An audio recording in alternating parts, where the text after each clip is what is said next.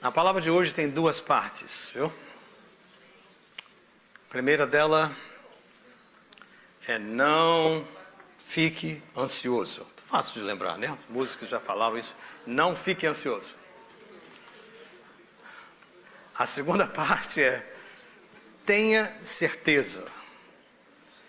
Eu confesso a vocês que, por causa das circunstâncias, né? Eu sei que o inverno é uma estação muito boa, que prepara a terra para a primavera, para depois o verão. Você sabe a história toda, né? É bom ter isso. Mas é um momento que o tempo faz-nos ficar, às vezes, sombrios, né? O inverno também, por causa da natureza, de boa parte da nossa igreja em relação ao trabalho, quando o trabalho fica mais escasso, né? As horas. Vem a preocupação, alguns mais tempo, outros com menos tempo. Então há aquela luta, aquela pressão, aquela preocupação. De onde virá a provisão? A gente sabe, é tudo na mente, mas fica preocupado. Questão de enfermidade também. Damos graças a Deus, casos como o da irmã Esther, que pode ser atendida, e com a graça de Deus a recuperação será completa. Mas diagnósticos são uma preocupação séria. Nós nunca sabemos, né? Que pode nos estar acontecendo, preocupação, né? Aqueles que estão envolvidos no grupo de oração, de intercessão com mais regularidade, sabem, né? Do falecimento do senhor Júlio, né? Nós tomamos conhecimento através do nosso Elton e também da Graziane, entre outros. Um jovem, né? 52 anos que ele tinha, 52, né? 52 anos, jovem. Sentiu-se mal, um infarto, 4 meses, e nessa sexta-feira ele descansou-nos. Faleceu. Filhos de 18, de 15, sua esposa. Nunca se sabe. De repente, tudo bem, um infarto e acabou. Então, nós temos muitas razões para ficarmos preocupados. Nós cantamos, né? Confiamos no Senhor e tudo mais. Então, a primeira parte da palavra que me veio, eu falei muito natural. Sem contar a questão dessa tensão da imigração. Eu quero crer que vocês não estão com medo da imigração. Posso ouvir um amém para isso? Amém. Ou seja, não estão com medo. Já falamos, já instruímos e estamos prontos a fazê-lo mais. E vocês sabem de uma coisa, você não vai ficar nem uma hora a mais aqui nesse país se o Senhor não quiser que você fique. Não tem jeito. Se o Senhor quiser levar você para um outro país, para a África do Sul, para a Ásia, para o continente europeu, para seja onde for, para ser um missionário ou começar alguma coisa nova lá, tem uma missão para você, nada vai te segurar aqui. Nada. Agora, se o Senhor quiser que você fique aqui, ninguém vai poder tirar você daqui. Então você tome paz, segurança, caminhe, planeje, siga o seu dia em paz. Faça os seus preparativos. Eu fiquei muito encorajado que muitas pessoas, por exemplo, até no dia de hoje, né, aproveitando o consulado brasileiro, não estou fazendo propaganda do consulado, né, mas eu sei que pessoas estiveram ali marcando apontamentos para ver documentos, mas com uma coisa em mente. Nós estamos aqui, Deus tem um propósito para nós e nós vamos fazer tudo que tiver ao nosso alcance para que isso permaneça assim, mas sem temor. Não podemos ter temor. Então a primeira palavra que me veio ao pensar nisso foi uma palavra de ânimo. Não andeis, não fiquem ansiosos. E para isso um texto mais apropriado é o texto já conhecido nosso, mas está em Filipenses capítulo 4, a partir do versículo 4 até o versículo 7. Nós vamos ler poucos versículos, vou ler e depois vou voltar e explicar cada um deles. E a mensagem dessa primeira parte é: não fiquem ansiosos, não andem ansiosos. E aqui o texto vai nos dar o porquê dessa nossa confiança, sabendo que o Senhor está direcionando cada um de nós. Olha só o versículo de número 4. Alegrem-se sempre no Senhor. Novamente direi, alegrem-se. 5. Seja a amabilidade de vocês conhecida por todos. Perto está o Senhor. 6. Não andem ansiosos por coisa alguma, mas em tudo, pela oração e súplicas, e com ação de graças, apresentem seus pedidos a Deus. E a paz de Deus, que excede todo o entendimento, guardará o coração e a mente de vocês em Cristo Jesus. Aí está a palavra do Senhor nessa primeira parte. Contexto. Carta do apóstolo Paulo à igreja dos Filipenses, em Filipe, lugar onde ele plantou uma igreja com muita luta, muito sofrimento, mas essa igreja vingou e cresceu ali. O apóstolo está escrevendo da prisão. Essa foi uma das cartas que ele escreveu da prisão. Ele foi preso 2 vezes em Roma e mais uma vez em Cesareia, uma vez lá em Jerusalém. E ele está aqui nessa prisão, cremos, de Roma, escrevendo. Você quer mais detalhes? Lá em Atos 28, você tem mais detalhes. Então você vê que alguém que estava acostumado a viajar livremente, falando do evangelho, plantando igrejas, está na prisão. Lembre-se também que além da prisão, ele teve um problema com a sua vista. E ele não estava podendo enxergar o suficiente para escrever. Conseguiu alguém. Então a prisão não conseguiu impedir que ele continuasse a ministrar. A falta de visão não impediu que ele pudesse escrever, já que não podia estar fisicamente. Então esse é o contexto de alguém que nos escreve. Ele podia e tinha todo o direito de olhar para as circunstâncias e dizer: desanimado, estou desencorajado, já fiz a minha parte, já dei a minha contribuição, mas não. Ele começa dizendo: alegrem-se sempre no Senhor. Eu creio que ele vai está dizendo algo para nós nessa decisão, que é alguma coisa que é um clichê. O que é um clichê? Todo mundo sabe. Clichê. Nós não controlamos as nossas circunstâncias. O senhor Júlio não tinha a mínima ideia que naquele dia, naquele momento, iria ser acometido de uma enfermidade que o levaria à morte. Não havia previsão. Nós não controlamos diagnóstico. Nós não controlamos saúde, nós não controlamos trabalho, nós não controlamos relações, nada. Porém, nós controlamos a reação que nós vamos ter a essas adversidades. É um clichê. Então ele está dizendo: tomem uma decisão, aconteça o que acontecer, o Senhor está no controle. Alegrem-se, e ele repete: novamente direi, alegrem-se. E eu creio que isso é uma decisão. Lembro lá do salmista, em mais de um salmo, mas ele diz assim: ô alma, estou parafraseando, por que você está abatida? Por que está acabrunhada, triste?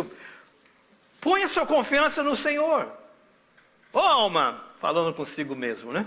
Então essa a primeira lição aqui, a primeira instrução, a primeira receita. Alegre-se, tome uma decisão. Eu não controlo as circunstâncias, mas a minha decisão é: eu vou me alegrar. E o alegrar porque o Senhor está no controle, mesmo que eu não saiba o que está acontecendo aqui. Tem a ver, lembra do Salmo 23, quando ele fala assim: ainda que eu ande, me ajudem, ainda que eu ande pelo vale sombra da morte, não temerei mal algum, porque tu estás comigo. Essa é a primeira parte aqui. Adversidades virão, circunstâncias adversas virão, mas eu já decidi, eu vou me alegrar. Olha o versículo 5, e diz assim: seja a amabilidade de vocês. Algumas versões vão falar equidade. Amabilidade, acho que explica melhor.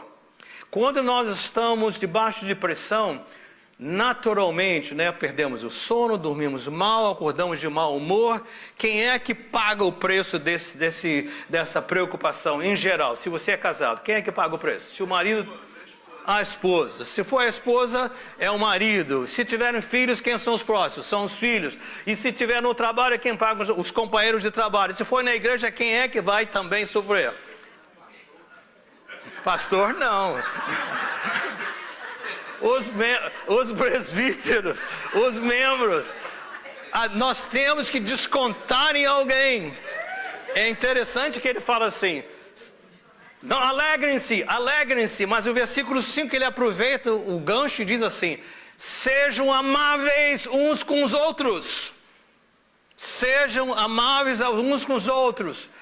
Por quê? Porque o Senhor está perto, Ele está conosco. Então há um lembrar, gente, coloque ali um lembrete. Quando eu estiver preocupado, quando eu estiver nervoso, dormir mal e tudo mais, a minha tendência é descontar em alguém. Não faça isso. Alegre-se no Senhor. Seja amável uns com os outros. Outra parte da decisão. Mas aí tem mais para nós, que nós vamos ver aqui no próximo versículo. E ele dá aqui Decida, vou me alegrar. Você é amável. Agora ele diz, vou te dar uma receita para lidar com a preocupação. Qual a receita? Versículo 6. Não andem ansiosos por coisa alguma, mas em tudo, para ser enfático. Não andem ansiosos por coisa alguma. E só para não haver dúvida, mas em tudo. E aqui ele vai dar uma receita. Primeiro, comece orando. Orem, Senhor, perdi o emprego. Senhor, as poupanças estão acabando. Senhor, o diagnóstico, o Senhor, me atemoriza. Senhor, o relacionamento está péssimo. E a lista vai. Oração. Mas ele diz, se a oração, o Senhor ainda não respondeu ou não deu uma direção, você pode aumentar o volume. Aí vem para súplica. Senhor, já orei, já falei, mas Senhor, meu coração está apertado, Senhor, estou preocupado, eu sei que o Senhor está no... Aí começa agora uma intensa súplica, ele faz isso. Mas ele acrescenta alguma coisa mais. E com ação de graças. Espera aí. Eu vou orar por uma adversidade, eu vou suplicar e eu vou dar ação de graças. Ele está dizendo, pela fé, embrulhe a sua oração, pela fé, embrulhe a sua súplica com ações de graças. É dizer, Senhor, eu posso nem entender, mas eu sei que tudo coopera para o bem daqueles que amam a Deus. Eu sei que nada escapa, Senhor, ao seu controle, a soberania, algo bom aqui para mim, nisso é algo bom para os que estão ao meu redor, de alguma maneira o Senhor trará glória ao seu nome, louvado seja o teu nome. Você já embrulhou com graça. Ele diz isso para nós. E aí termina a nossa parte. E agora o Senhor responde através do apóstolo, dizendo, quando eu faço isso, decido me alegrar. Quando eu me preocupo de não descontar nos que estão ao redor, quando eu trago ao Senhor em oração, tudo a Deus em oração, quando eu vou intensamente em súplicas e já embrulho com ação de graças, agora o Senhor responde. E ele responde no versículo 7 dizendo o seguinte, e a paz de Deus, que excede todo entendimento, guardará o coração, a mente de vocês em Cristo Jesus. A ideia aqui é o seguinte, coração tem a ver com sentimentos, né? A adversidade, a preocupação, nós sentimos, vai fundo. A mente, você sabe quando nós estamos preocupados com alguma coisa, na nossa cabeça fica como? Perde o sono por quê? Fica rodando, né? Preocupado. Cenário 1. E se, e aquele outro cenário, e outra coisa, fica só dando volta. Então o que ele está dizendo aqui, a ideia? Deixa eu descrever isso. É típico assim como se fosse um exército. Sabe o que o Senhor está dizendo? O Senhor tem vários pelotões, né? Batalhões. Então ele despacha um. E a paz. Vá lá, naquele irmão, naquela irmã. Faça aí sentinelas em todo lugar.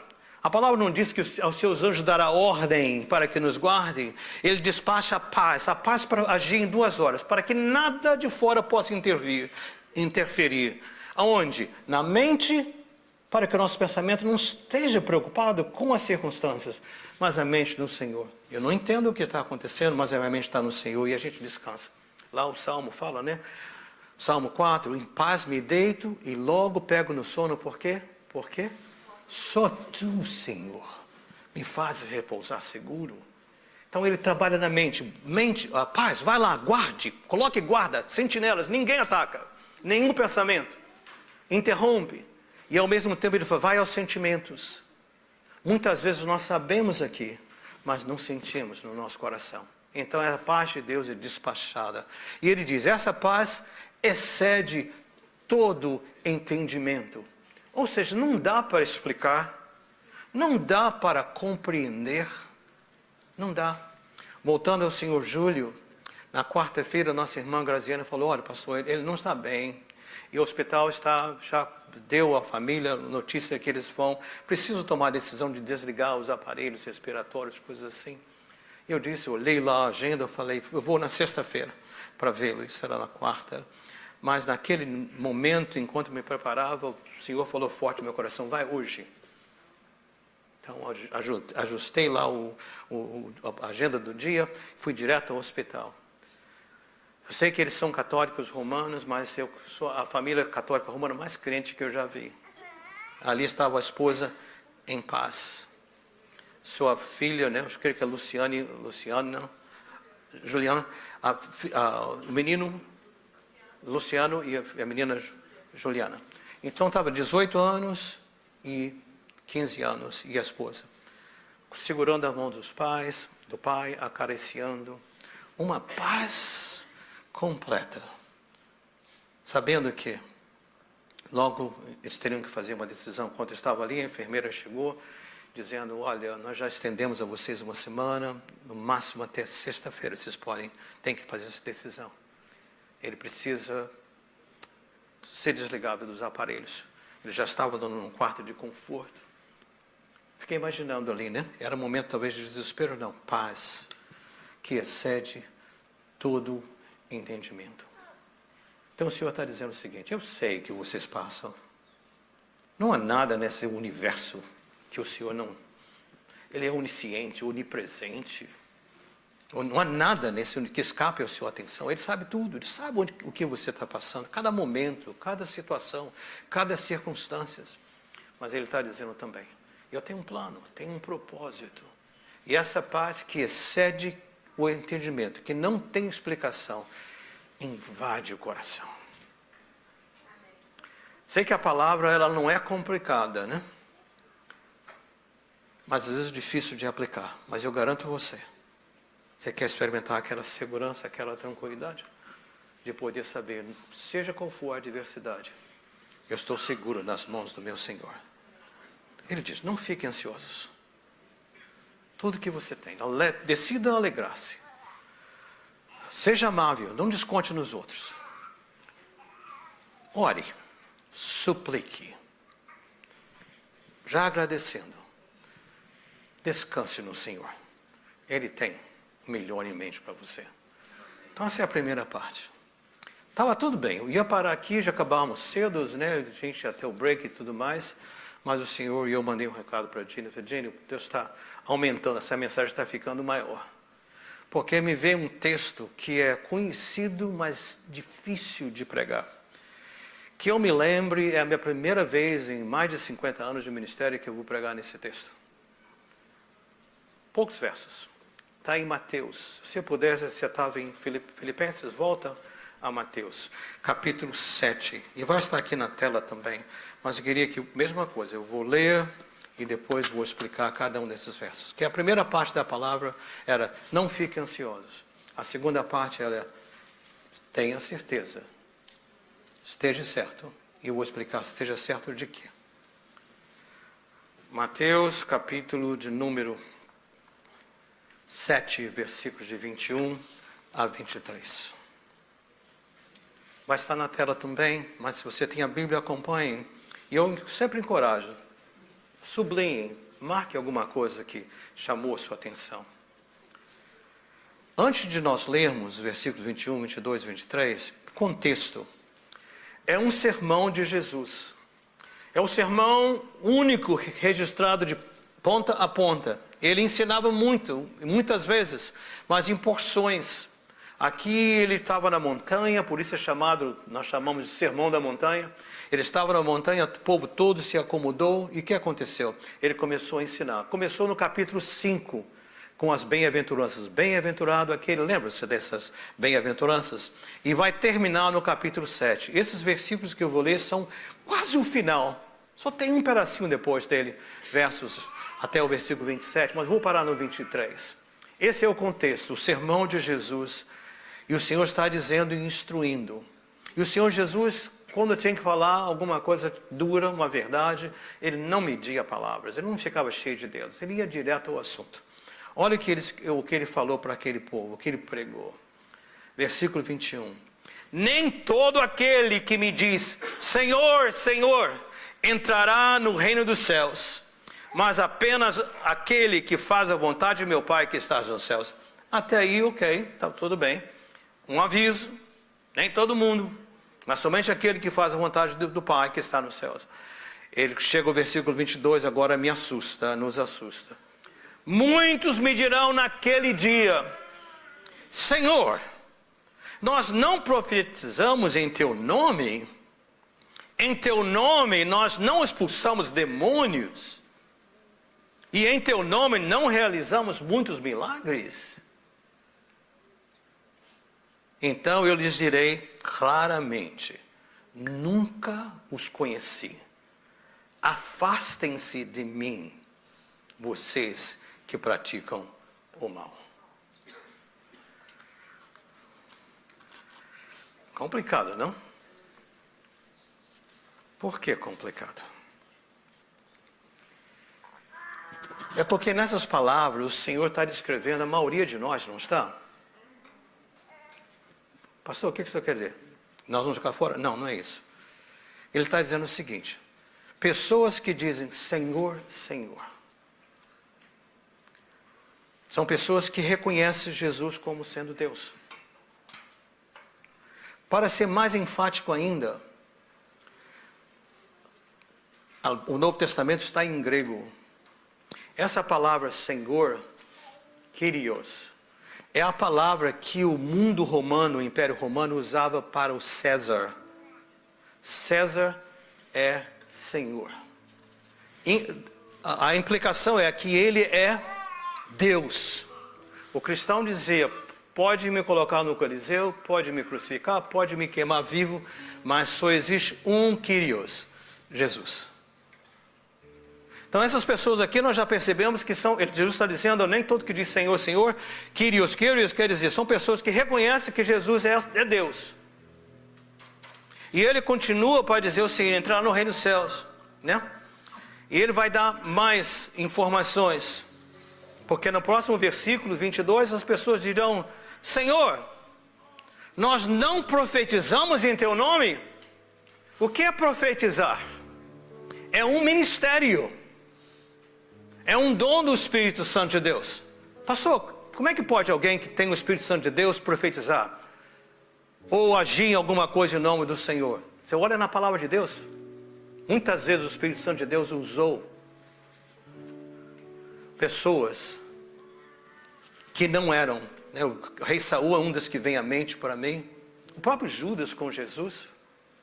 Lucas 10, Mateus 10, quando Jesus envia os 12, depois os 70, o Lucas vai junto, e ele vai lá e expulsa um demônio, até gente ressuscitado teve. Então o fato de ter ministério não garante uma entrada na eternidade com o Senhor.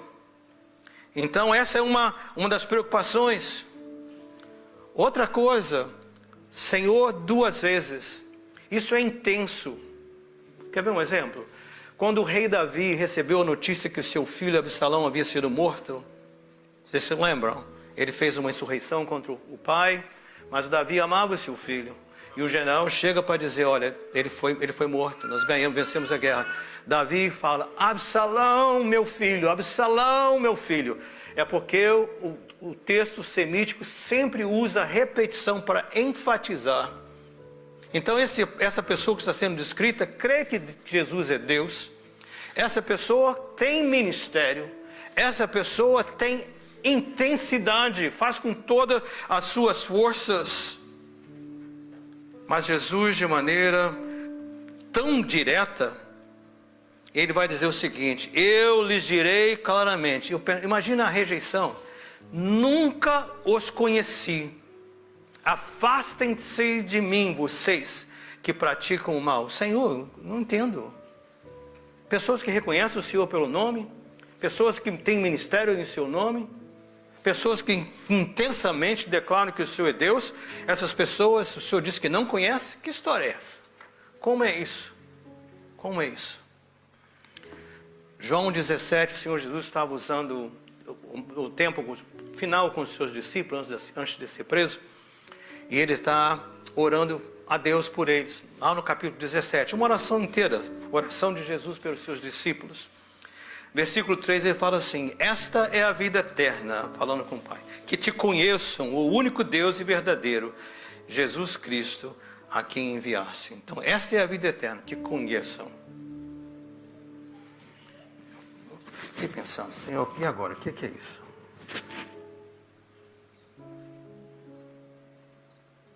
Então, não é reconhecer que o Senhor é Deus, não é ter intenso, não é ser batizado, não é estar presente nos cultos, não é ter ministério. Qual a diferença dessas coisas, Senhor, para conhecê-lo?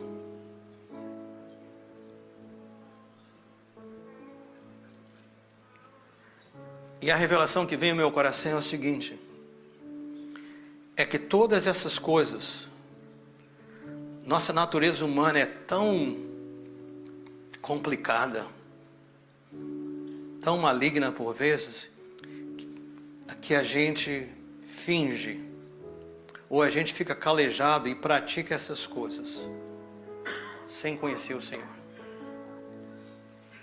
Conhecer o Senhor é aquela experiência íntima. A gente faz essas coisas, a gente declara que Ele é Deus, a gente exerce o ministério, a gente é batizado, a gente faz tudo isso. Mas essas coisas não podem substituir o conhecer o Senhor. Essas experiências, essas práticas, sem conhecer o Senhor Jesus, são religião. E religião não leva à vida eterna. Somente um encontro pessoal com o Senhor. Ser conhecido dEle, conhecê-lo. Pessoal. A nossa prática pode enganar o nosso cônjuge ou passar desapercebido. Pode enganar os nossos líderes, pode enganar a nossa igreja, pode enganar quem for. Mas o Senhor sabe, lá no íntimo, se nós o conhecemos ou não. Eu não sei para quem essa palavra. Existe um perigo enorme, principalmente nós que desde o berço fomos criados no Evangelho. E ser crente já vira um cacoete. A gente sabe, né? Quando tem que levantar, quando tem que sentar, quando tem que levantar a mão, quando diz amém, o que fazer. A gente já sabe, é automático. Mas lá no interior não há uma intimidade com o Senhor Jesus. E o terrível aviso, esse alerta diz o seguinte: vai chegar um dia. Que dia é esse? É o dia que nós vamos nos apresentar diante do Senhor. Aqueles de nós que estivermos vivos, quando a trombeta ecoar, nós vamos ser transformados no momento, né? Todos, redimidos por Jesus ou não, vamos nos apresentar até Ele. Ele vai separar de direita, esquerda. Alguns para o gozo eterno, outros para o fogo eterno. E aqui ele está dizendo, religiosidade apenas, sem ser conhecido por Jesus, conhecendo a Jesus, não permitirá que você entre no reino dos céus. Creio que esse texto está aqui. Esse texto me veio à mente, no coração, com um propósito apenas. A gente precisa sacudir a árvore e dizer: Senhor, olha para o meu coração. Olha para o meu coração. Me vê, Pai. Pela aparência, todo mundo igual. O Senhor conhece o coração. Fiquei pensando um pouquinho.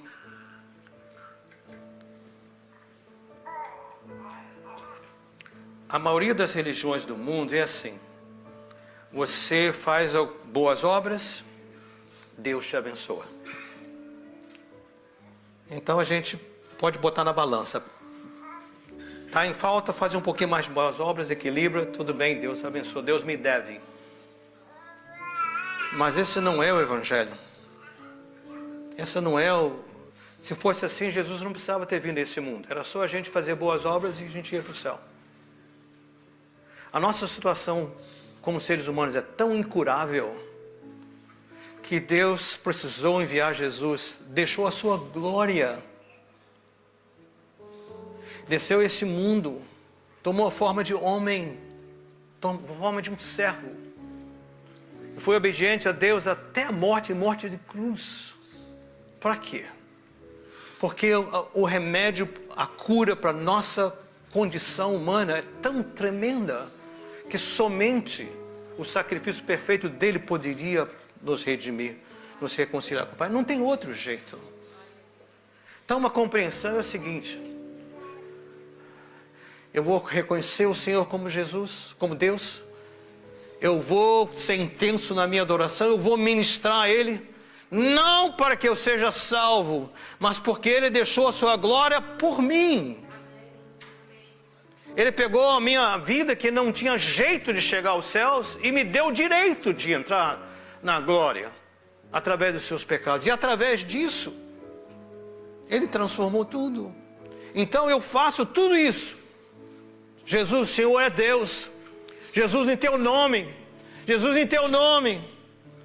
Não para ser, mas porque sou. Gratidão. Eu não sei a diferença olhando de fora, mas Deus sabe o nosso interior. Então eu creio que Ele colocou isso para dizer: nós precisamos fazer esse exame. Precisamos olhar lá fundo e tomar posse. Não é para empurrar, é para dizer: Senhor, eu sei que eu não mereço, eu sei que eu não sou, mas eu sei que o Pai, o Senhor colocou essa palavra para me dar a oportunidade. Naquele dia será tarde demais. Hoje é o dia da salvação. Hoje é o dia de dizer: Senhor, me ajuda. O Senhor que conhece no íntimo, Pai, sabe que religiosidade, Senhor, eu estou só equilibrando a balança, mas eu sei que o Senhor já me desmascarou com a sua palavra. Então, Pai, vem fundo. Eu quero reconhecê-lo. E essa palavra é arrependimento. Senhor, preciso de Ti. Eu não tenho nada para lhe oferecer. Não tem nada que eu possa colocar na balança. Preciso do Senhor. Entra na minha vida, Pai. Transforma o meu ser, Pai. Faz isso em nome do Senhor Jesus. E não vou fazer um apelo, porque essa é uma palavra que eu creio que é bem pessoal. Uma decisão tremendamente pessoal, mas precisa ser feita hoje. Senhor, que o Senhor te estenda muitas oportunidades, mas hoje é o dia da salvação. Nós não sabemos o próximo momento da nossa vida. Hoje é o dia da salvação. Há um cântico que nós cantamos e a nossa equipe nos ajudará a cantar, que diz assim: leva-me além, a um nível mais profundo de intimidade contigo, ó Senhor. Leva-me além. Mas para que Ele possa me levar mais além, eu preciso reconhecer: Senhor, religião tem sido, Pai, eu tenho sido um ator, uma atriz, eu tenho, sabe, eu vou pelos movimentos, Senhor, mas o meu coração carece de um profundo encontro com o Senhor. Mas, Senhor, hoje eu preciso que o Senhor faça essa obra na minha vida. Em nome de Jesus.